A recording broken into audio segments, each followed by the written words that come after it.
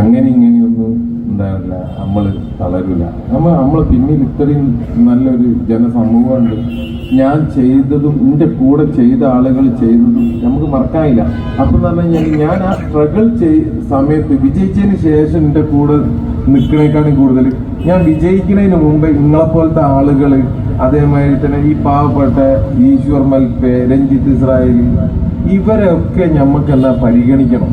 നമ്മൾ ഇതിൽ കൂടെ ഒരു പാഠം എന്താ പറഞ്ഞാൽ, എന്ത് വിഷയമായിക്കോട്ടെ, ഇപ്പൊ ഈ നെസ്റ്റൽ ഈ സ്ഥാപനം തുടങ്ങുമ്പോൾ അതിന്റെ മുതലാളിമാർക്ക് അറിയാം ഓരെത്ര കഷ്ടപ്പെട്ടിട്ടുണ്ടാവും.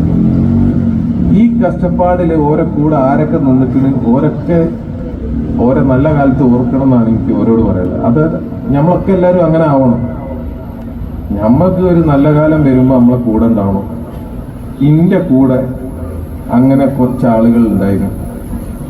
ഓരോ തള്ളി പറഞ്ഞ